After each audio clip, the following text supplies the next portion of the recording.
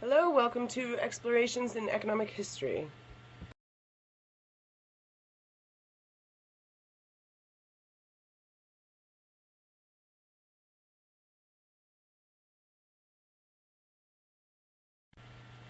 Bolshevik leaders were savvy politicians, and they understood that after coming to power, they could win the hearts and minds of the people by distributing resources at little to no charge to win the support of the masses.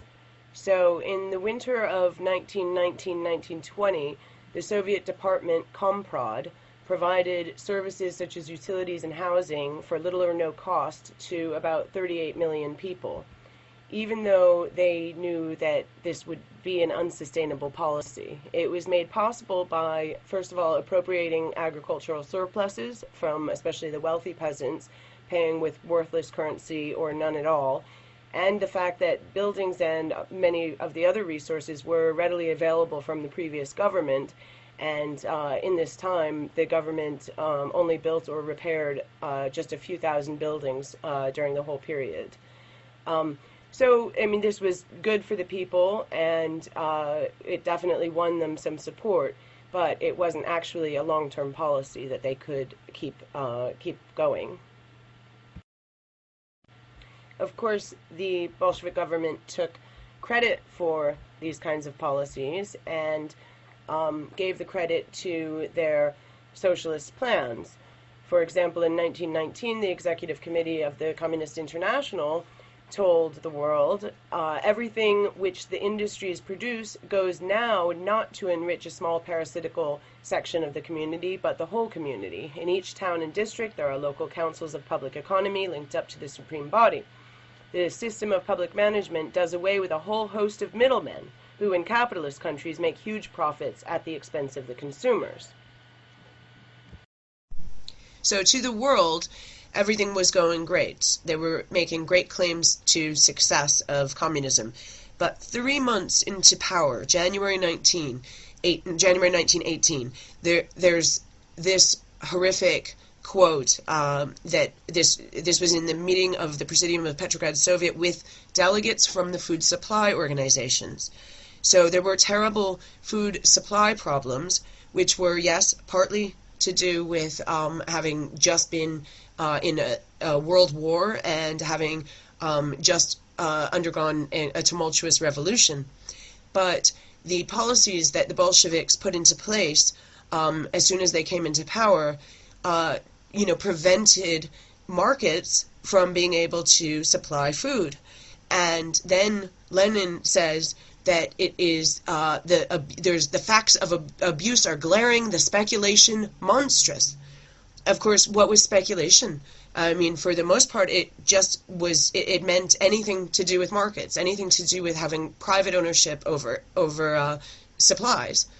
So people could not go to market and supply food.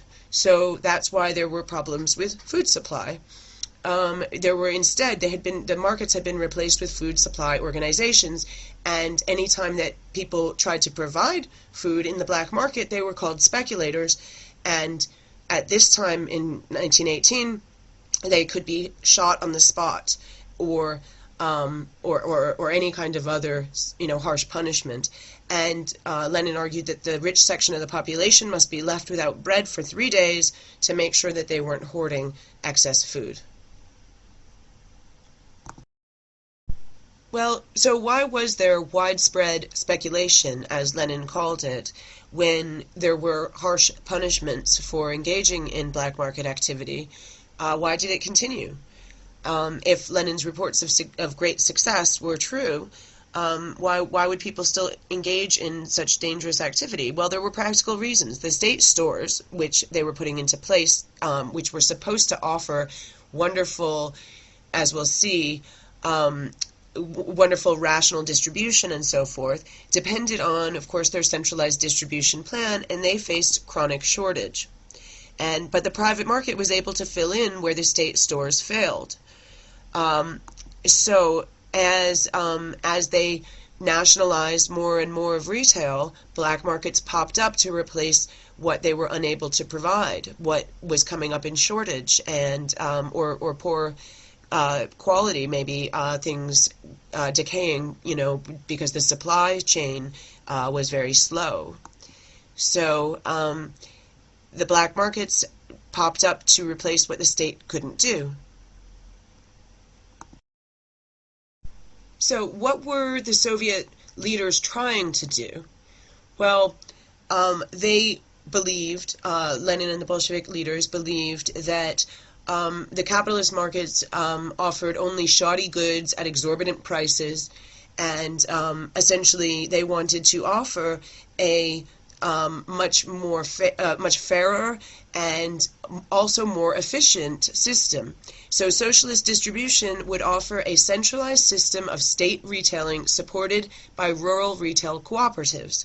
This is what they promised. They said that this rational distribution system would be more efficient and would make use of economies of scale and scope, and would allow the government to ensure equal availability and affordability of consumer goods. So this was what they promised, and this is what they were intending to create. Of course, the reality wasn't quite as utopian. And for example, about 3,400 private retail stores were shut down during war communism, and were supposed to be replaced by a wonderful streamlined socialist system, but only 133 cooperative and state stores managed to replace them by 1923. So throughout that whole period, until, in 1923, of course, the private stores were able to start opening back up again. But so those 133 cooperative and state stores did not come through and provide all of the merchandise and all of the the good service, or even just, the bare basics. That's why war communism was such a failure, because they were unable to supply all areas, even with basics, even with food and so forth. And the stores that were opened were dirty and inefficient, and so on and so forth, according to all accounts.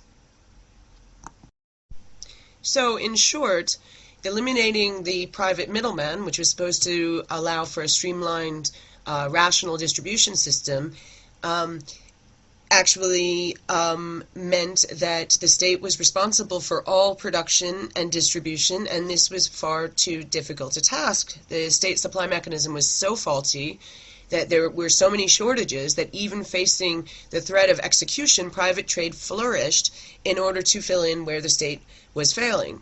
So why did this happen? Of course, Austrian economists had predicted something quite like this.